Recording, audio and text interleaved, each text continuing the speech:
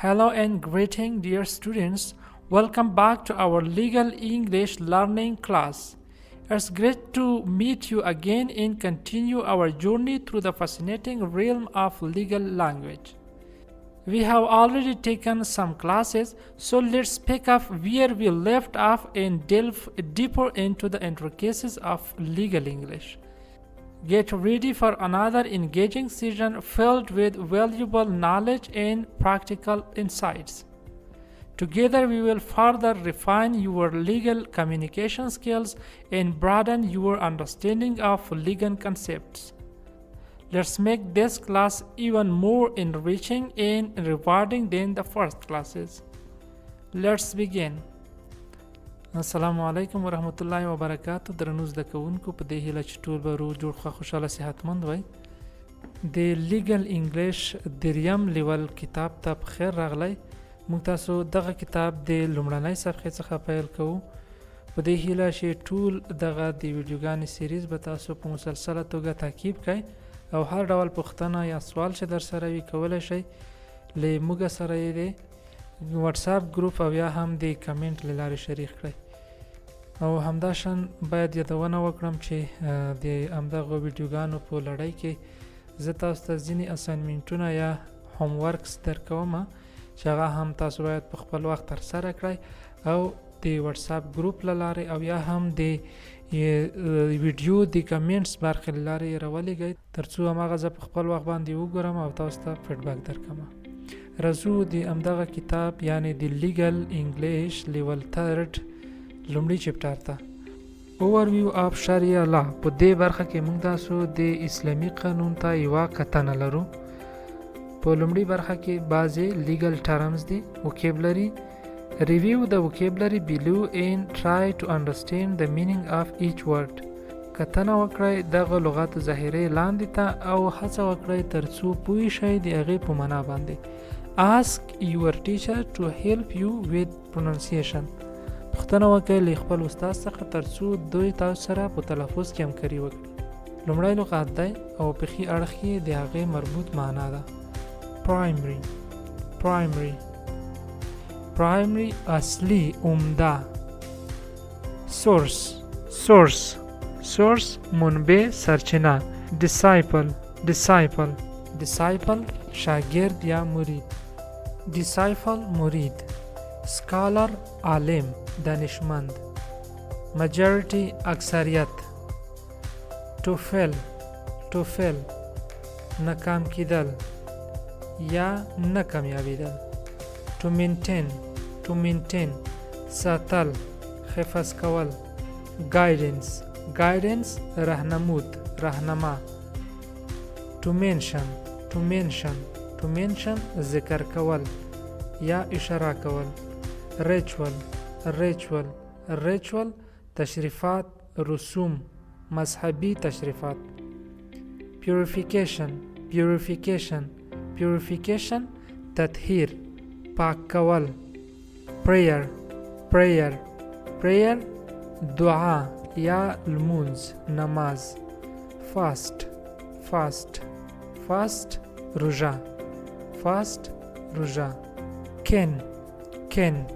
Kin خپلوان دوستان. Charity. Charity. Charity صدقه یا خیرات. Pilgrimage. Pilgrimage زیارت کول حج کول. Transaction. Transaction. Transaction معامله راکړه ورکړه. Endowment. Endowment. Endowment وقف کول بخشش کول اعطا کول. Inheritance. Inheritance په میراث پاتې کېدل. Warfare. Warfare چریکي جنگ محاربه یا جنگ. Lash. Lash. Lash دره یا شلاق. لاندې اکسرسایز ده. Pre-listening vocabulary exercise. له غوږ نیونې مخکې د لغاتو د ظاهرې یو تمرین دی. Read the sentences ولولئ دغه جملې. Guess the meaning of the bold-faced words and phrases. قیاس کړئ معنا د په غټ خط باندې لیکل شوو لغتونو او اصطلاحاتو. Then match each word or phrase with a definition from the list below by writing the letters. بیا وصل کئ هر لغات یا عبارت د تعریف سره لاندینی لیست څخه by writing the letters in the correct blanks. په لیکلو د حرفو صحیح خنخلۍ کې. Number 1. The Red Cross's primary concern is to preserve and protect human life. د سره صلیب لومړنی موخه یا هدف ساتنه او محافظت کول د انساني ژوند څخه دی. پرایمری دلته اصلي عمده لومړنی. According to government sources مطابق د حکومتي منابعو many MPs are worried about this issue. ډیری د پارلمان غړي په تشویش کې دي دغه موضوع په مورد باندې. MPs منه members of parliament. The young man calls himself a disciple of the famous Sufi. د ځوان سړی ګڼي خپل ځان مرید د دغه مشهور صوفي. But his actions are contrary to what the Sufi says. لیکن د ده اعمال د ده کړنې خلاف دي د هغه څه چې صوفي وایي. He is a great scholar of criminology. هغه یو غاټ عالم دی جرم شناسۍ ده. He has written several books about crimes. د لیکلي دي څو کتابونه د جرم په مورد باندې یا د جرمونو په مورد باندې. The majority of our employees have university degrees. اکثریت زموږ له کارمندانو د پوهنتون تحصیل لري. Only 5% of our personnel یوازې 15% زموږ له کارکونکو څخه don't have university degrees د پوهنتون تحصیل نه لري. She performed all the religious rituals at the ceremony. دی ترسره کړل ټول مذهبي رسومات په هغه مراسمو کې. Number 7. Muslims must observe fast once a year during the Ramadan. مسلمانان باید ترسره کړي روژه یو ځلې په کال کې. During this month د دغې میاشتې په جریان کې they cannot eat from sunrise to sunset.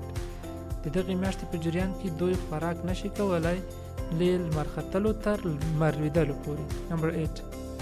People tend to give money to charity at Eid time.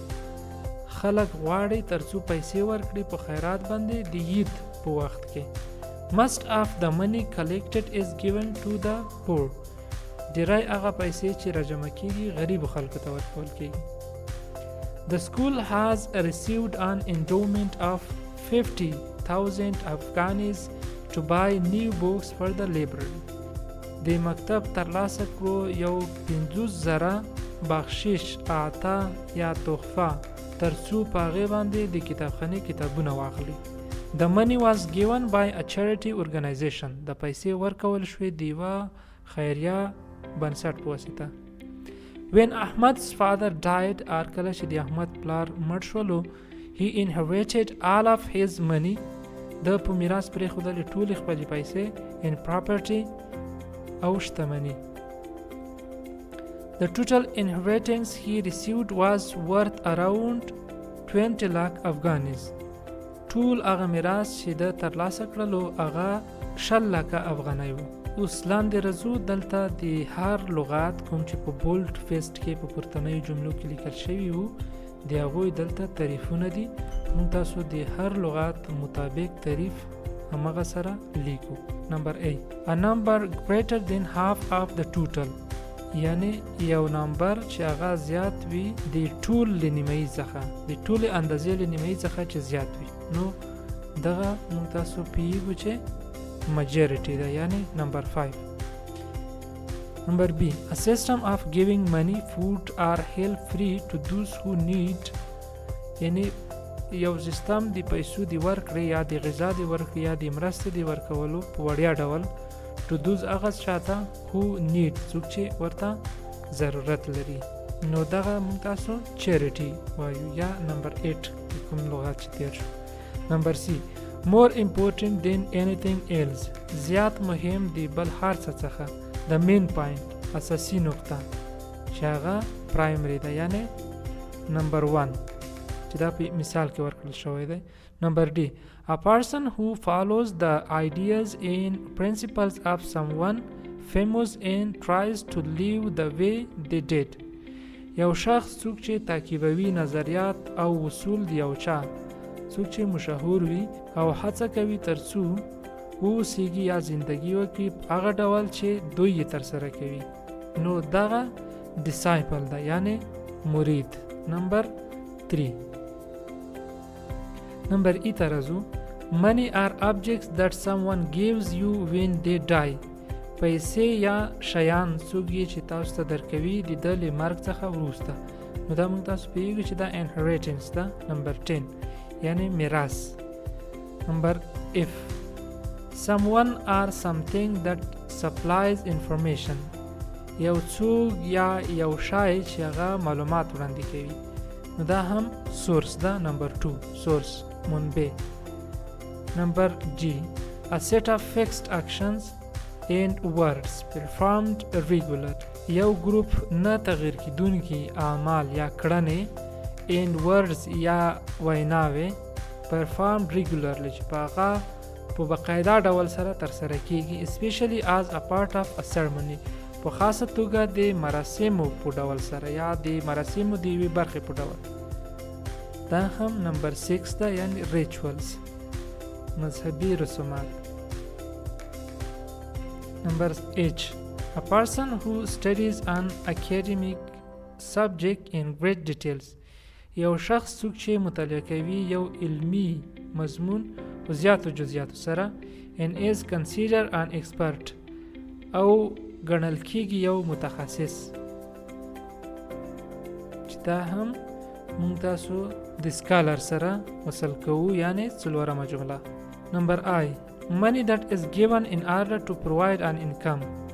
پیسې کومې چې ورکول کېږي د دې په خاطر ترڅو د هغې په واسطه عاید ترلاسه شي دا هم endowment ده عطا بخشش. نمبر J, a period of time when you eat no food. یو موده وخت چې په هغې کې تاسو خوراک نه کوئ دا فاست یا روژه ده.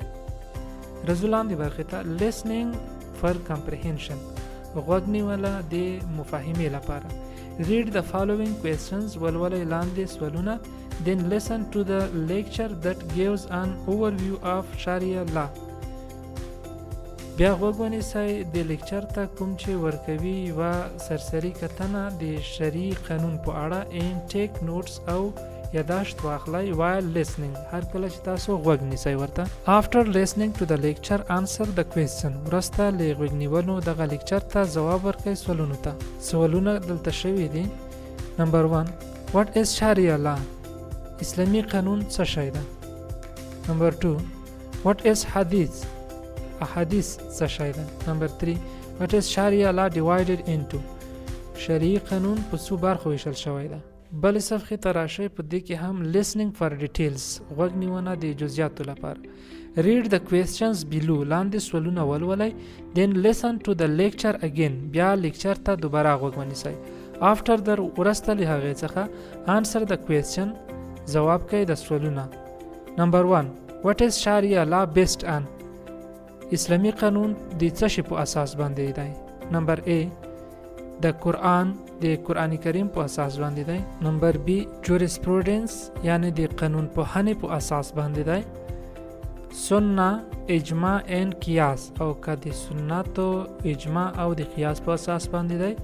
نمبر D, both A and C دواړه هم A او هم C صحیح دي. دا چې په دې کې کوم یو ځواب سم دی په راتلونکي موږ تاسو یو پاراګراف یا ایسې لرو د هغې له مخې بیا موږ تاسو ویلی شو چې کوم ځواب سم دی. نمبر 2, what is اجماع؟ اجماع څه ته وایي؟ نمبر A, the teachings of the Prophet Muhammad peace be upon him and his disciples. درسونه د محمد صلی الله علیه وسلم او د ده د مریدانو دغه ته اجماع ویل کېږي. نمبر B, a decision that the majority of Muslim scholars agree upon based on the Quran and Sunnah. هغه تصمیم کوم چې اکثریت اسلامی علما په هغې باندې موافق وي په اساس د قرآن کریم او سنتو. نمبر سی a law passed by legislators. هغه قانون کوم چې د قانون پوهانو په واسطه یا د قانون جوړونکو په واسطه پاس شوی وي. نمبر ډي none of the above. یو هم نه دی سم په پورته کې. نمبر 3 which one of the following is not true about acts of worship in Islam. کوم یو د لاندو موضوعاتو په مورد باندې سم نه دی په باره د اعمالو د عبادت په اسلام کې، یعنی کوم یو په اسلام کې عبادت نه ګڼل کېږي. fasting روژه نیول، pilgrimage to مکه مکې ته حج ته تلل، قیاس prayers په دې کې کوم یو دی؟ prayers لمونځ. what will happen if the conditions of had قصاص in تعزیر is not fulfilled or the case is dropped. څه به پیښ شي هر کله چې هغه شروط د حد، قصاص او تعزیر پورا نشي یا the case is dropped د قضیه ناکامه شي. بیا موږ تاسو نمبر A the provisions of other laws will be used. اصول قوانین د نورو قوانینو به استعمال شي. The accused will be released. متهم شخص به خوشی شي. The accused will be sentenced to death. دا متهم شخص به د مرګ په سزا ورسیږي. both A and C دواړه هم A جواب او هم C جواب سم دی. اوس راځو ریډینګ ته، لوستنه. read the following passage. لاندې مقاله ولولئ that you just heard. کومه چې تاسو هم د اوس تاسو واورېدله. and be prepared to answer the questions. او تیار شئ تر څو سوالونو ته ځوابونه ووایئ. that follow کوم چې د ستوري ورسته راځي. The law in Afghanistan is based on the Hanafi school of jurisprudence. قانون د افغانستان په اساس د حنفي پېکې ده. which states the Sharia law. کوم چې شرعي قانون یا اسلامي قانون وړاندې کوي، یعنی the Islamic legal system، د اسلام قانوني سیستم. is based on the Quran, Hadith, اجماع and قیاس. دا په اساس د قرآن کریم دی، احادیثو دی، اجماع او قیاس دی. Sharia law is based primarily on the Quran and secondly on the Hadith. شرعي قانون په اساس په لومړیو کې، یعنی لومړی یا اصلي اساس یې قرآن کریم دی and secondly او بیا په دویم قدم کې حدیث شریف دی are the collection of teachings یا احادیث شریف چې دی مجموعه د درسونو، اکشن کړنو، اعمالو and sayings او ویناو of the Prophet Muhammad peace be upon him. حضرت محمد صلی الله علیه وسلم دی ویناو څخه ده. The third source of Sharia law is known as the اجماع. دریمه منبع د شرعي قانون هغه د اجماع په نوم سره پیژندل کیږي. which is the body of rules developed by Islamic scholars. کوم چې هغه اصول دي چې د اسلامي علماو په واسطه رامنځته شوي دي. Simply اجماع is a decision made by the majority of Muslim scholars. په ساده ډول ویلی شو چې اجماع هغه تصمیم دی کوم چې د اکثریت اسلامي علماو په واسطه نیول شوی وي and the Quran and Hadith په اساس د قرآن کریم او حدیثو. دا د اجماع تعریف شولو. When these three main sources on their own fail to provide enough guidance. هر کله چې دغه درې منبع، دغه اساسي منبع په خپل ځان کې ناکامې شي to provide enough guidance چې په کافي اندازه راهنمایي وړاندې کړي. Islamic scholars can make a decision by comparing one case to another.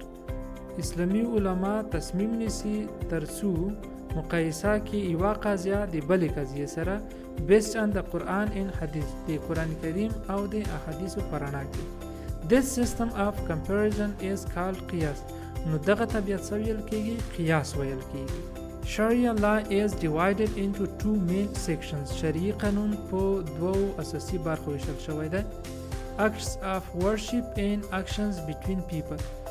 یو عبادات دی او دویم د خلکو ترمنځ کړنې دي یا راکړه ورکړه یا اعمال دي. خو نمبر 1 شی د اوله برخه هغه د 5 pillars of Islam. د اسلام 5 بناوې دي یا ستنې دي. نمبر 1 ritual purification. باطني فقوالی یا کلمه طیبه چې ورته وایي په زړه سره تصدیق کول په زړه او ژبه سره. نمبر 2 prayers ده لمونځ. دریم fasts روژه. دریم charities صدقه یا زکات ورکول. نمبر 5 pilgrimage to مکه یا حج.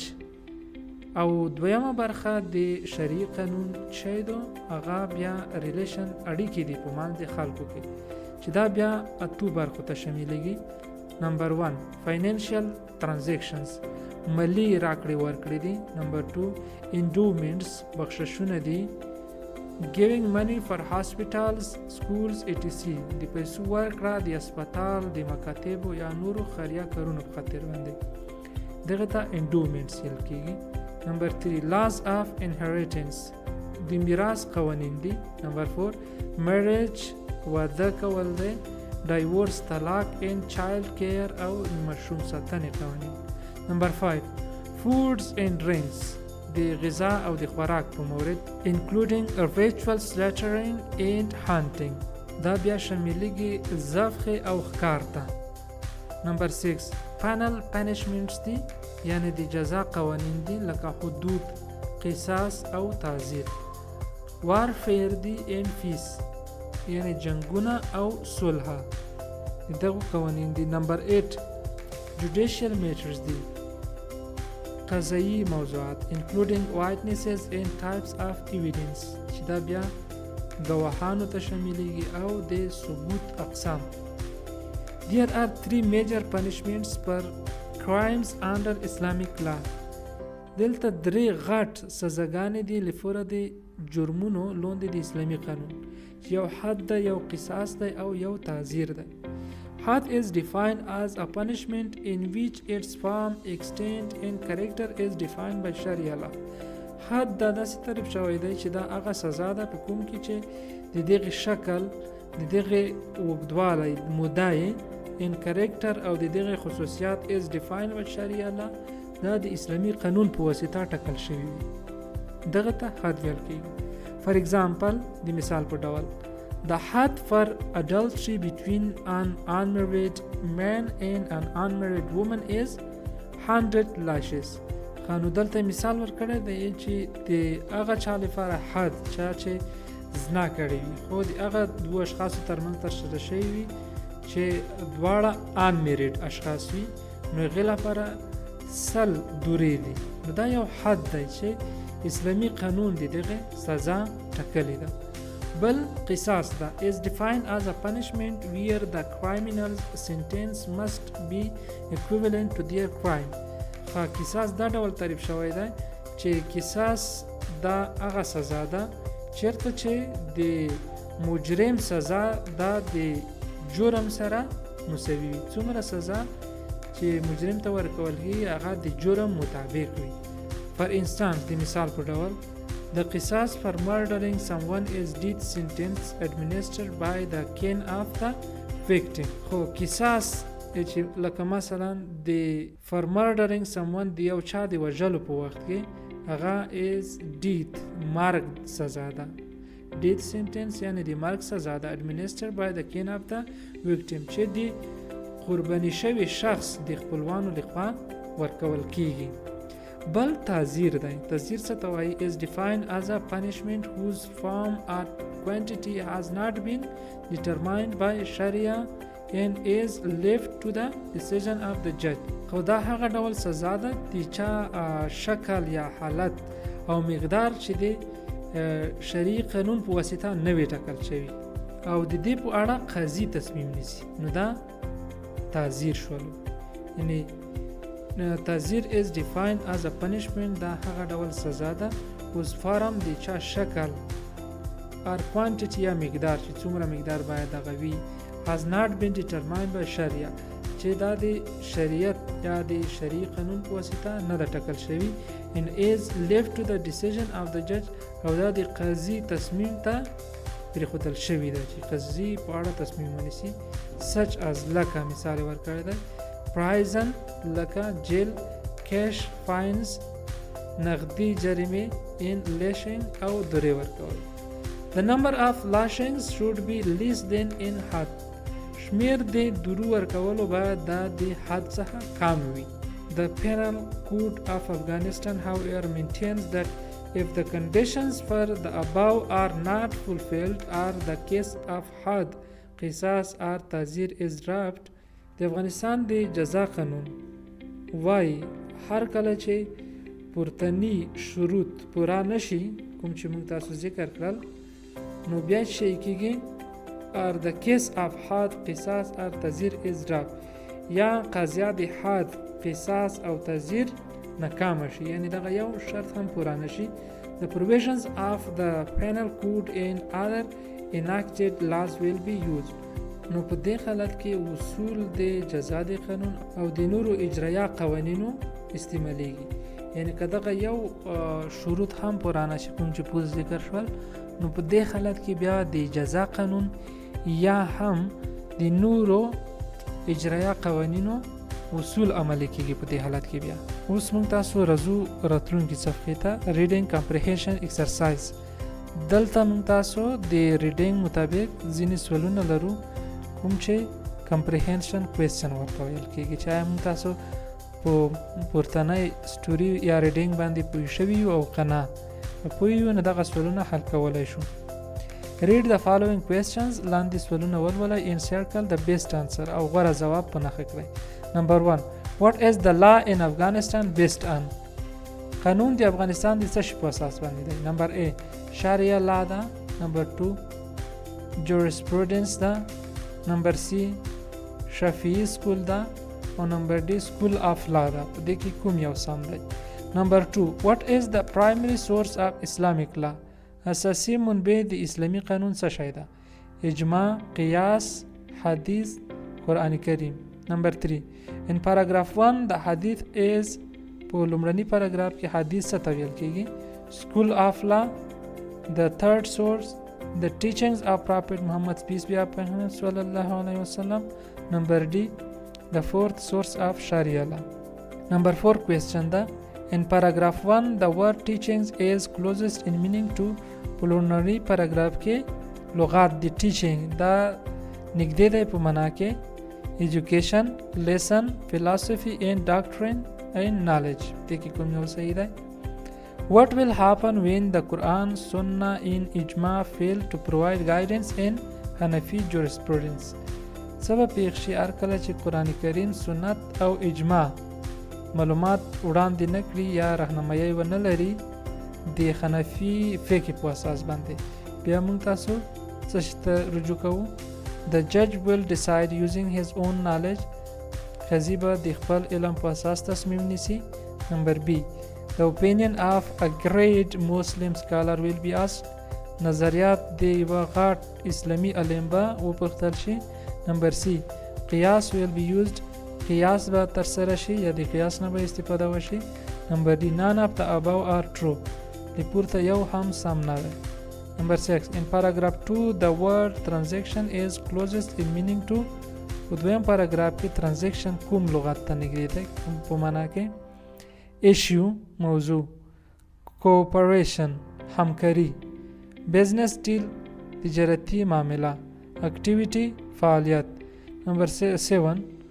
In paragraph 2 په دویم paragraph کې the word divorce is closest. divorce لغت نږدې ده په معنا کې ending a contract د تړون پای ته رسول، marriage نامزدي کول. Number C. ending a marriage through legal process د قانوني پروسې له مخې د واده له منځه وړل. Number D. signing a contract د تړون امضا کول. Number 8. In paragraph 3 the word equivalent is closest in meaning to. په paragraph 3 کې په دریم paragraph کې د لغات equivalent چې دی د معنا کې نږدې دی څه شي ته؟ different مختلف. Number B. same ورته almost تقریبا equal مساوي. similar on the surface سطحي ورته والی. Number 9. what is had؟ حد څه ته ویل کېږي؟ a crime یو جرم دی whose punishment is not specified in Sharia law د چا سزا چې په شرعي قانون کې نه وي وضع شوي. A crime whose punishment is not less than 1 year یو جرم دی د چا سزا چې د یوه کال نه کمه نه وي and not more than 5 years او د 5 کالو نه زیاته نه وي. Number C. A crime whose punishment is specified in Sharia law یو جرم دی د چا سزا چې په شرعي قانون کې نه وي مشخصه شوی. نمبر ډي a crime whose punishment is always stoning to death. داسې یو جرم دی د چا سزا چې هر وخت سنګسار وي. نمبر 10 what is قصاص؟ قصاص څه ته وایي؟ نمبر A a crime whose punishment is not less than 100 lashes. هغه جرم دی د چا سزا چې د 100 درونه کم نه وي. نمبر B a crime whose punishment is not specified in Sharia law. هغه جرم دی د چا سزا چې په شرعي قانون کې مشخصه شوی نه وي. نمبر C a crime whose punishment is less than that of حد. یو جرم دی د چا سزا چې د حد نه کم وي. a crime whose punishment is an equivalent of the committed crime. یو جرم دی د چا سزا چې مساوي وي د ترسره شوي جرم. په دې کې کوم یو صحیح ده؟ نو د دغه ټولو سوالونو ځوابونه به تاسو ماته په کمنټ سیکشن کې ولیکئ. په راتلونکي ساعت کې زه انشاءالله تاسو ته دغه درست ځوابونه درکوم. ډېره مننه.